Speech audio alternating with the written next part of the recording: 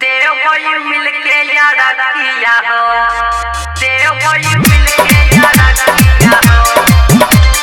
देव कोई मिलके यारा किया हो। मामा रिकॉर्डिंग स्टूडियो संत कबीर चौक सबसे बोलिए छठी मैया की ओ पिया नहीं हाथ जोड़ा सरिया करब छठ के बड़तिया हो, ओ पिया नहीं हाथ जोड़ा नारिया लवा करब छठ के बड़तिया हो, छठ के बड़तिया हो, ओ पिया छठ के बड़तिया हो, संग में लई हाला हठी चूड़िया देव कोई मिलके यारा किया हो, ओ पिया लई हाथ हमरा ले साड़िया करब छठ के बड़तिया हो, ओ राजा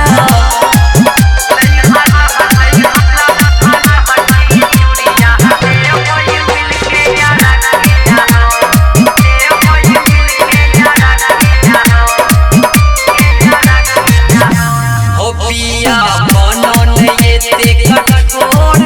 तोरा कहै छिया हाथ जोड़, हो राजा कहै छिया हाथ जोड़ पिया हो, हो राजा बनन ये देखत छोड़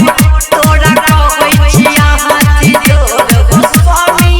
कहै छिया हाथ जोड़ पिया हो, हो केकरा कहबै हो के लागे जइतै संगे माथे संगरिया हो, ओ पिया लाई तन जोड़ा सरिया करब छठ के बड़तिया हो, ओ पिया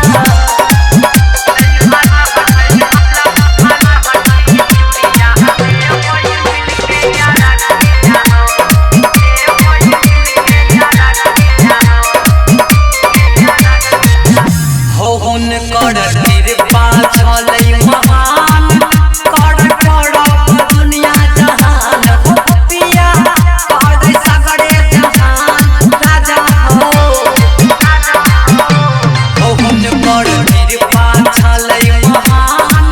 कर करब दुनिया जहान, हो राजा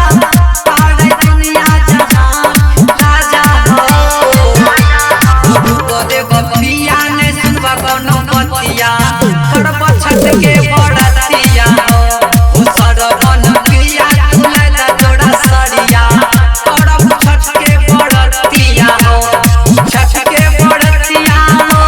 ओ पिया छठ के बड़तिया हो, ओ संग में लई हाला हठी चूड़िया देव कोई मिलके यारा किया हो, ओ पिया लई हाथ हमरा ले साड़िया करब छठ के बड़तिया हो, ओ राजा मामा रिकॉर्डिंग स्टूडियो संत कबीर चौक 70।